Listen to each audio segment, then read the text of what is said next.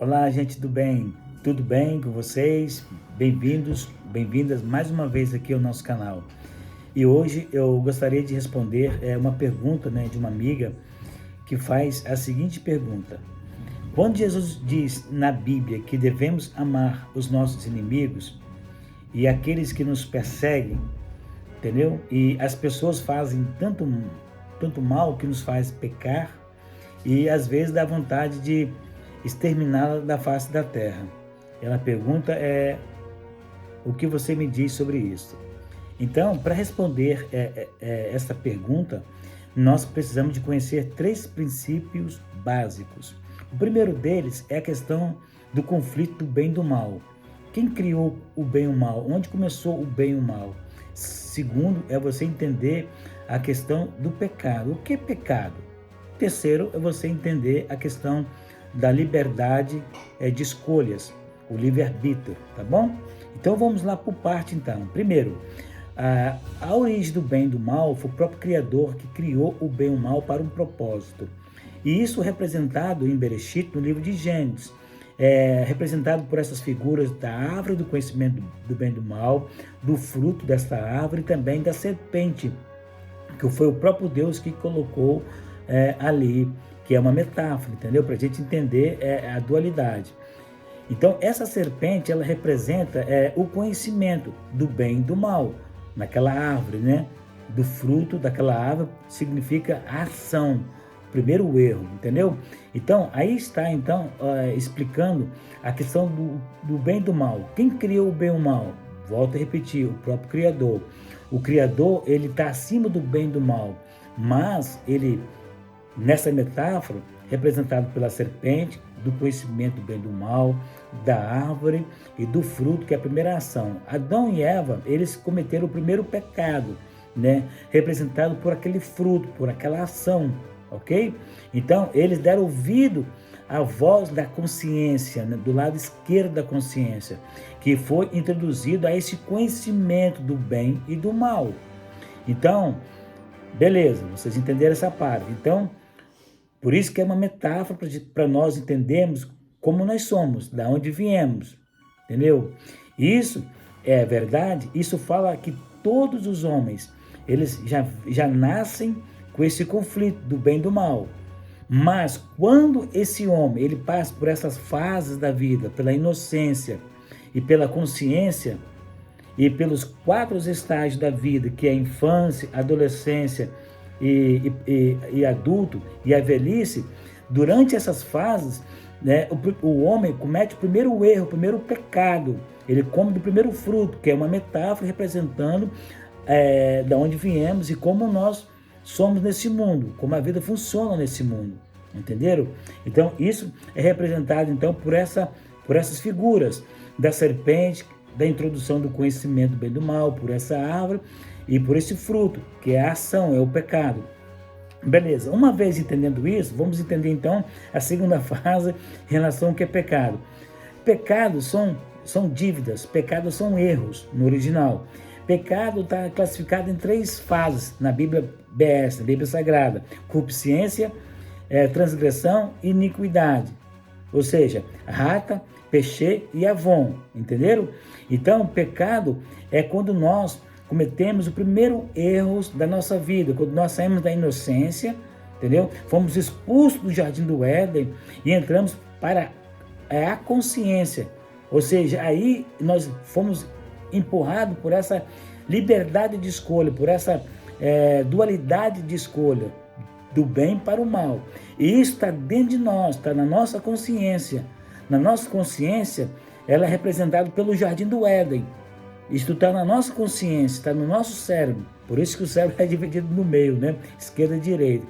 Então nós temos esse conflito, essa voz dentro de nós. Qual o lado que nós vamos pender?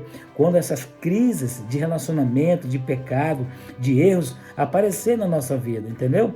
Se nós vamos dar ouvido à voz da esquerda ou da direita, do bem ou do mal.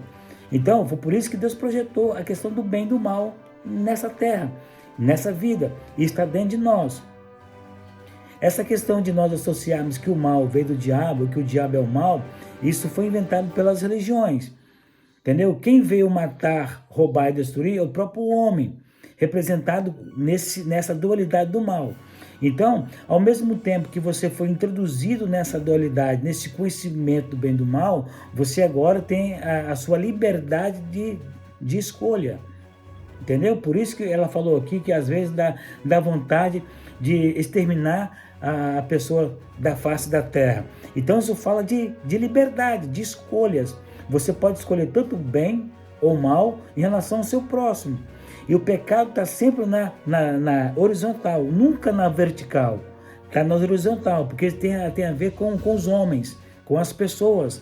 Tem a ver com os relacionamentos com as pessoas. Por isso que ela faz aqui a pergunta, por isso que Jesus ensinou que nós devemos pagar o mal com o bem, ou seja, devemos amar os nossos inimigos. Por que existe então esse conflito de inimigos, né, ou amigos? É a dualidade nesse mundo, é o conflito do bem e do mal nesse mundo, entenderam? Então, para que possamos nós sermos aprovados nesse crivo, nós temos que vencer esse mal. Ou seja, a nossa reação, as nossas escolhas em relação a essas pessoas que nos fazem o mal vai depender do que você entender quem você é e o propósito por que você está neste mundo. Se você entender o propósito de Deus, como Deus criou o bem e o mal e projetou esse bem e o mal em cada um de nós, entendeu? Dentro de nós, Ele nos deu a liberdade dessas escolhas, para você escolher tanto amar a Deus como odiar a Deus ou não. Se você decidir amar a Deus, beleza, você vai amar o bem. Se você decidir amar o ódio, você vai decidir amar o que é o diabo. Porque o diabo está representado nessa questão do mal. E o bem está representado na questão de Deus. Não existe uma figura do diabo, de Satanás, que faz força com Deus. Não. É Deus que criou isso aí. Deus não tem rival lá no céu e nem na terra. Não tem rivalidade. É um criador só. Essa rivalidade está dentro de nós, que é essa dualidade dentro de nós. Esse conflito interior para o bem e para o mal. Por isso que Paulo falou, né, desse conflito, ok?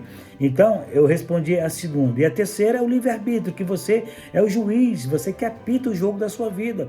É você que decide, entendeu? Em apitar para o bem e optar para o mal, entendeu? Por isso que Caim e Abel ali logo, no capítulo 3, finalzinho ali para o capítulo 4, ele decidiu então matar Abel. Entendeu por quê? Porque Caim é uma representação daqueles que realmente vão sendo assim, desenrolados na vida dele, que ele é o mal, entendeu? Ou seja, e existe o bem, que é a semente de Abel. Então a nossa vida aqui na Terra, ela vai configurar quem realmente nós seremos. Seremos semente do bem, de Abel, ou semente de Caim, do mal. E essa configuração, ela está sendo montada. Por isso que Deus é justo. Deus é justo. Deus não configurou nenhum para a perdição e nenhum para a maldição. Na linha do tempo, na janela do tempo, Deus sabe que aqueles que vão para a perdição, para a inexistência, e aqueles que vão para a salvação, existência com Deus, no 8º reino. Deus sabe, mas nós não sabemos. Agora, o que vai configurar isso aí é a própria pessoa, é a liberdade que ela tem de fazer essa configuração, se ela é do bem, se ela é do mal, em resposta a esse conflito, a esse crivo que nós estamos aqui na Terra, nessa prisão, entendeu? Confinado a este mundo, preso a esse corpo, nosso espírito, e ao mesmo tempo com essa liberdade de escolhas dentro de nós em relação às pessoas. Eu espero ter respondido essa pergunta para a minha amiga e também para as demais pessoas. Esse é o sentido da vida, esse é o propósito da vida. Deus fez tudo isso aí para que possamos vencer o crivo, vencer o nosso ego e sermos aprovados, sermos santos aqui na terra, sermos justos aqui na terra, entendeu? Para podermos então voltar a existir no 8º reino com o Criador. Beleza, pessoal? Espero ter respondido então a ela e a todos que têm essa dúvida aí. Por isso que Jesus ensinou essa questão aí de virar a face, andar a segunda milha, tomar sua cruz, negar a si mesmo e assim por diante. Isso, pessoal, é a nossa realidade. Isso é a coerência, isso é a verdade. Então, tudo que a religião te ensinou da figura de diabo, colocando responsabilidade da maldade, ou as pessoas que são ruins ao diabo, a espíritos, entendeu? Você pode ver que isso não tem coerência. A coerência é essa aí, tá bom? Então, Deus está acima do bem e do mal, Deus é supradual, mas nós ainda estamos presos nessa dualidade aí. Espero que você e eu vencemos então esse mal aí dentro de nós aí e sejamos pessoas do bem para voltarmos a existir com o Criador na eternidade. Amém? Um beijão para vocês, um grande abraço e até o próximo vídeo.